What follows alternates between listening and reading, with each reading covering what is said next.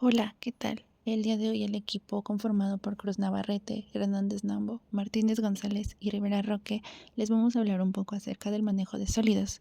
Dividimos el tema en 6 subtemas principales para mayor claridad. Y bueno, comenzamos. Para poder hablar sobre el manejo de sólidos, primero tenemos que entender qué es un sólido. El estado sólido es uno de los principales estados de la materia, que es caracterizado por una estructura definida y una forma constante. Tiene sus partículas, es decir, sus moléculas, átomos o iones, de manera organizada, estrecha y ordenada, lo que hace que tengan una gran fuerza de cohesión entre sí, lo que les da diferentes propiedades, como las propiedades mecánicas, que nos dan la rigidez, elasticidad y fragilidad, en donde la rigidez es precisamente esta resistencia a su deformación. La elasticidad es en donde algunos sólidos pueden recuperar su forma original tras de deformados, y la fragilidad es justamente cuando se pueden romper dependiendo de qué están hechos, o doblarse sin romperse. Las propiedades térmicas son la conductividad y la expansión. La conductividad es cuando el metal o cualquier tipo de sólidos pueden conducir el calor de un lado al otro, como el cobre y el aluminio, pero también existen materiales que son aislantes, como lo serían el caucho y el vidrio. Y en la expansión térmica solamente tenemos que los sólidos pueden expandirse cuando se calientan y contraerse cuando se enfrían. En las propiedades eléctricas volvemos a los conductores y aislantes y le agregamos los semiconductores. Los conductores precisamente permiten el flujo de la electricidad debido a la presencia de electrones libres. Los aislantes, al contrario, no permiten este paso de corriente. Y los semiconductores tienen propiedades intermedias. Por último, pero no menos importante, hablaremos de las propiedades ópticas. Es cuando algunos sólidos pueden transmitir o reflejar la luz. Por ejemplo, si ponemos un diamante y le agregamos un poco de luz por medio de una linterna, este reflejará en todas sus direcciones la luz. Sin embargo, si colocamos en esa misma posición una placa de metal, en lugar de transmitir la luz, lo que hará será detenerla, puesto que este va a ser un material opaco. Bueno, como siguiente subtema hablaremos de las operaciones unitarias relacionadas con el manejo de sólidos. En primer lugar tenemos al almacenamiento y al transporte. El primer mencionado dividido en dos, siendo el primero el almacenamiento a la intemperie, también llamado almacenamiento al aire libre.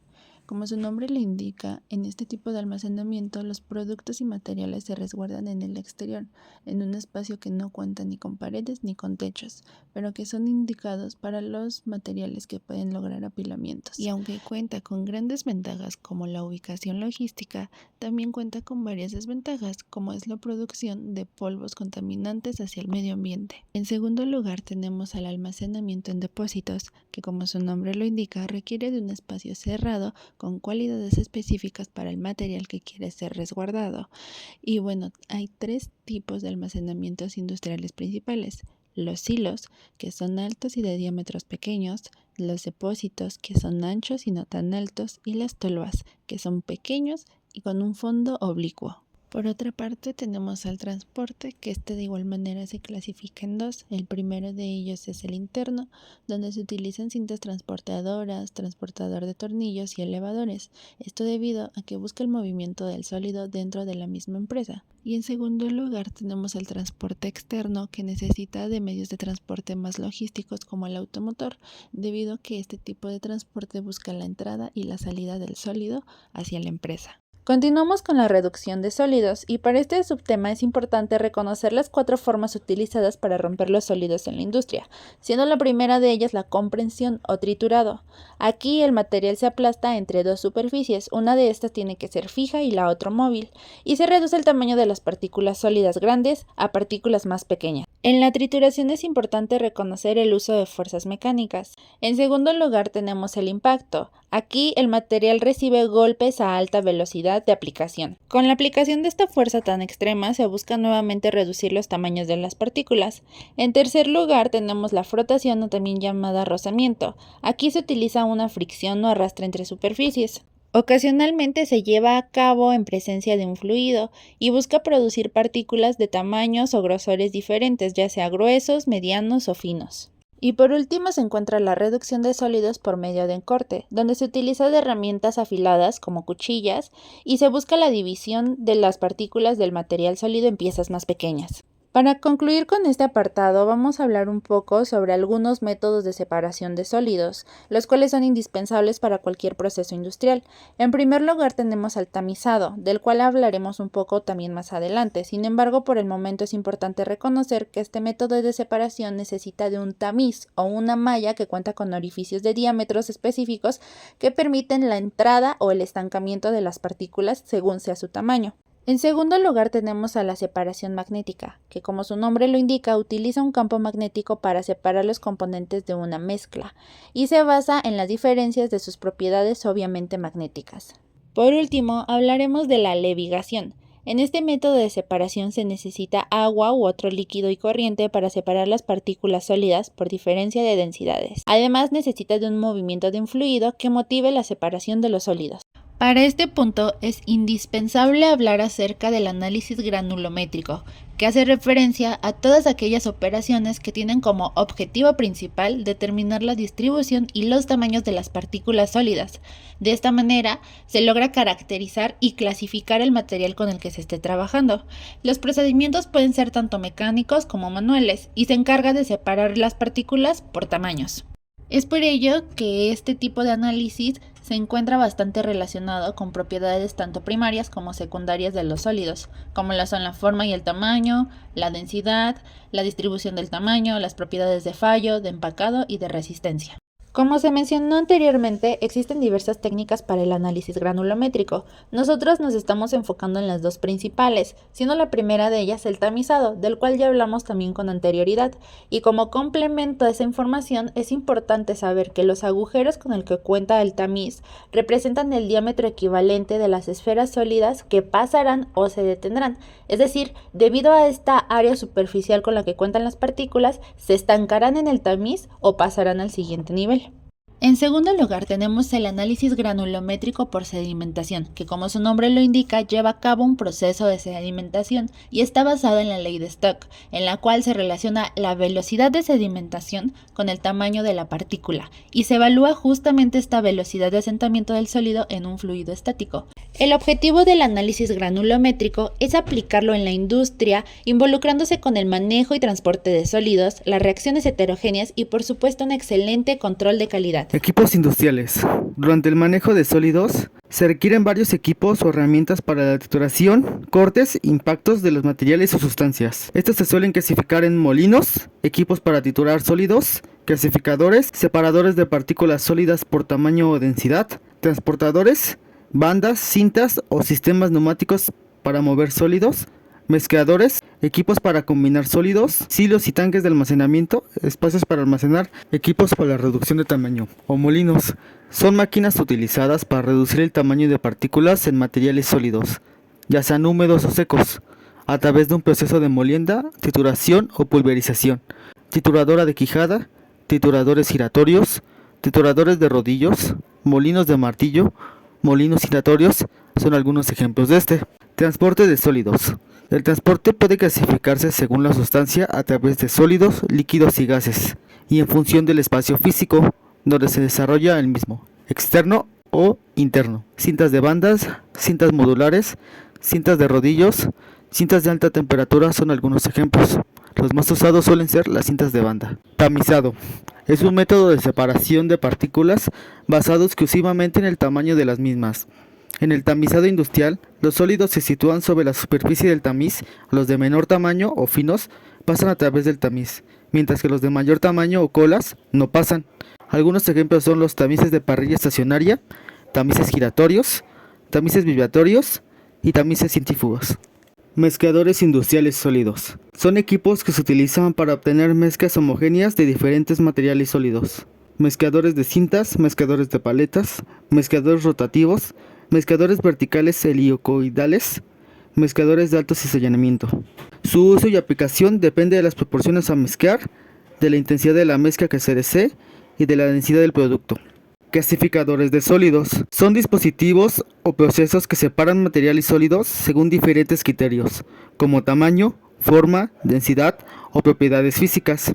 Algunos ejemplos son clasificadores de aire, de movimiento alternativo, de arena, de rodillos, ópticos, magnéticos, por cribas. Se debe hacer una distinción entre el equipo de limpieza de gases, en el objetivo de la eliminación de todos los sólidos de la corriente de gas y los clasificadores en los que se busca una participación de la distribución del tamaño de la partícula. Dentro de las aplicaciones en la industria tenemos la alimentaria, la farmacéutica, la química y la petroquímica.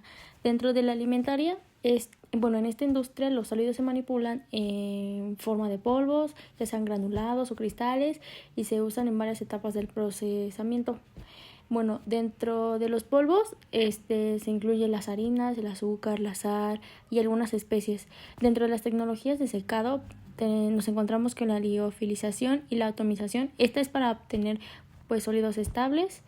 Dentro del mezclado, esto es para la combinación de los ingredientes, ya sean secos o para los productos como las sopas instantáneas, los panificados o las bebidas instantáneas.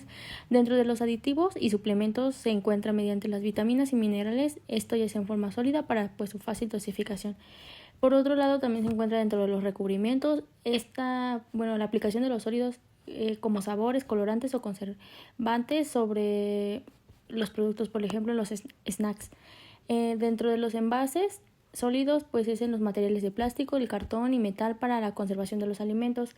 Esto requiere un sistema de manejo especial que es por los hilos, torbas y transportadores neumáticos. Dentro de la industria farmacéutica, los sólidos son clave para la formulación y la manufactura de los medicamentos. Dentro de ellos se encuentra la formulación de los medicamentos sólidos como los comprimidos, las cápsulas y las grajeas. La mayoría de los medicamentos orales son sólidos y estos son formulados a partir de principios activos y excipientes en polvo. Por otro lado están los excipientes sólidos. Estos incluyen la lactosa, la celulosa, la microcristalina. Estos son usados para dar forma y facilitar la absorción del medicamento. Por otro lado se encuentran los polvos para la suspensión o reconstitución y en las nanopartículas y sólidos cristalinos, ya que estas mejoran en la liberación controlada y la biodisponibilidad.